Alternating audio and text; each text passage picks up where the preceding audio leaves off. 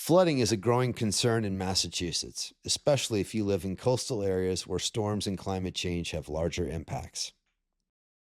The Massachusetts Environmental Public Health Tracking Flood Zone Mapping tool makes it really easy to see if your home, business, or community is in a flood zone. Start by typing in your address and the map will zoom in on your location. Now, two flood layers will show up right away.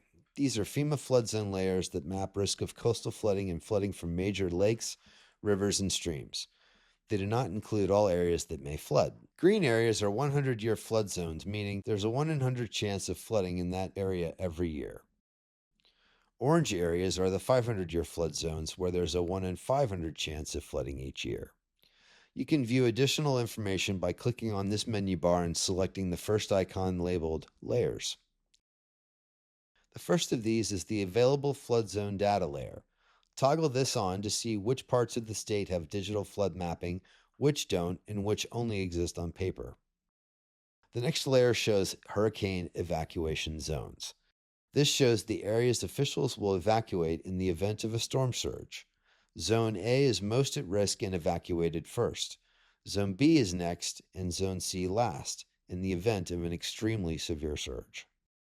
The next layer, Major Highways, shows which highways run through flood zones, which can help you think about your best route in case of an evacuation.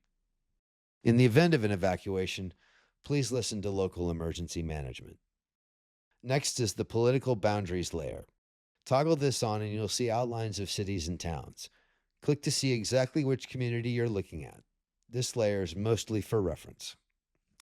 Moving on to the Residential Land in a Flood Zone layer, which shows communities most exposed to flooding. The larger and darker the circle, the higher the percentage of residential areas within 100 and 500-year flood zones, giving you a good sense of community level risk.